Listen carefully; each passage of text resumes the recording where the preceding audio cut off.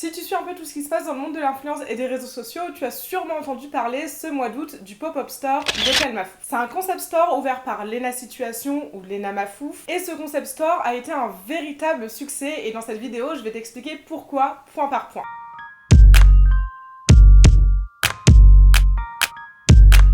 Dans un premier temps, c'est important de préciser que Lena Situation, Lena Mafouf a énormément d'influence, elle est suivie par des millions de personnes, donc forcément quand elle lance un projet, ça a de l'ampleur et son audience, son public est prêt à la soutenir derrière. Pour autant, c'est pas uniquement grâce à sa notoriété et sa popularité que le concept store a eu un véritable succès. Dans un premier temps, il y a eu toute une partie teasing avant le lancement qui a été super bien réalisée. Si jamais tu ne sais pas, en fait, le concept store de Lena Mafouf s'appelle l'Hôtel Mafouf. C'est une référence à ses vlogs d'août, sa tradition. Chaque année, au mois d'août, Lena poste un vlog par jour. Et il y a quelques années, quand elle vivait encore chez ses parents, elle avait un peu rebaptisé l'endroit l'Hôtel Mafouf. C'était l'endroit où elle se réunissait avec tous ses amis, où ils s'amusaient, et c'est ce qu'elle montrait dans ses vlogs. Alors, quoi de mieux pour le lancement de l'Hôtel Mafouf que le début de sa série de vlogs d'août. Elle a très rapidement expliqué qu'elle allait être le concept de son concept store, la vente d'habits et la vente de décoration d'intérieur. Pour, comme elle le dit, t'habiller toi et habiller ta maison. Pour directement engager sa communauté dans le projet, Lena a créé un jeu concours avant même le lancement. Et ça a eu du succès déjà parce qu'elle a transposé quelque chose de digital,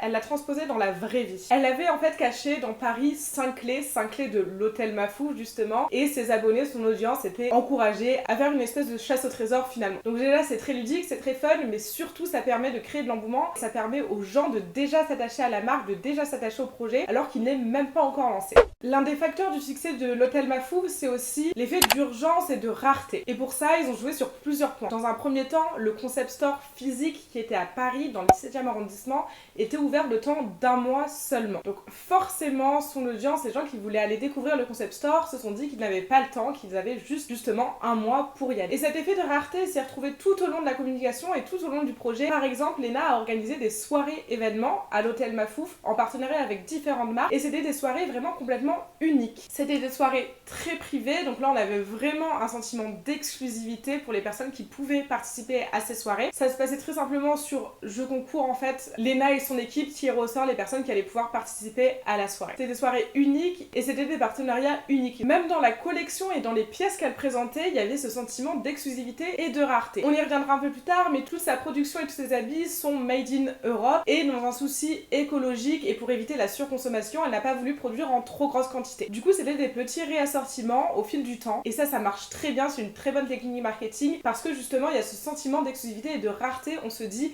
la pièce est disponible maintenant, je dois l'acheter. Du coup, ça t'évite des heures et des heures de réflexion. Pour faire un parallèle, c'est un peu la technique qu'avait utilisée Kylie Jenner au lancement de sa marque Kylie Cosmetics. Elle teasait à chaque fois ses produits et en fait, elle les rendait disponibles pendant un tout petit laps de temps et ensuite ils étaient en rupture de stock. Et du coup, ça crée énormément d'engouement pour la communauté, ça crée énormément d'engouement auprès des consommateurs potentiels parce que t'es presque content au moment où tu dois sortir ta carte de crédit parce que tu te dis j'ai réussi à mettre la main sur ce produit et dans peut-être 1 heure, 2 heures, il n'y en aura plus. Et preuve que ce sentiment d'exclusivité et de rareté marche extrêmement bien, au moment du lancement du site, j'ai moi-même voulu aller le voir et c'était complètement impossible, il était saturé, il y avait trop de personnes connectées en même temps. Et devant la boutique, c'était exactement la même chose, il y avait une énorme file d'attente et il y a eu d'ailleurs une énorme file d'attente pendant tout le mois d'août. Chaque jour, il y avait plusieurs heures de queue à faire pour pouvoir rentrer dans l'Hôtel Mafouf et pour pouvoir consommer. L'un des autres facteurs de réussite de l'Hôtel Mafouf, c'est tout simplement la stratégie d'influence et ça va de soi, Lena est de base influenceuse créatrice de contenu, donc forcément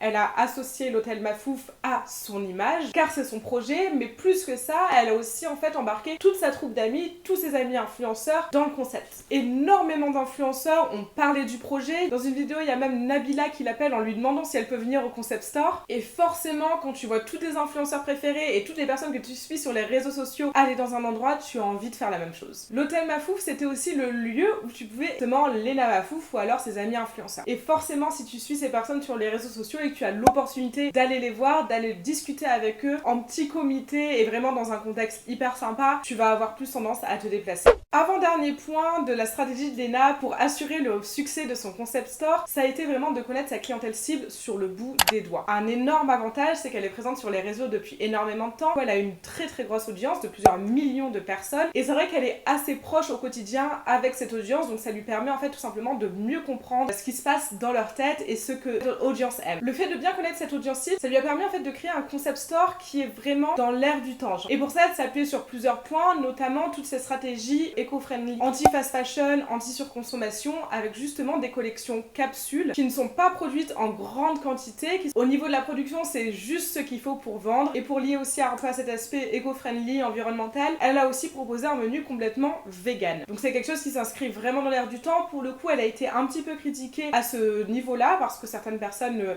ne sont pas fans de la nourriture végane et certaines personnes auraient espéré trouver un choix de nourriture un peu plus varié. Pour autant, c'était au niveau de ces produits aussi, ce sont des produits qui sont made in France ou du moins made in Europe. C'est quelque chose que les consommateurs regardent de plus en plus et ça peut les influencer dans leurs décisions d'achat. En plus de cet aspect made in France, les produits et les vêtements étaient aussi complètement inclusifs, que ce soit en termes de genre ou en termes de taille.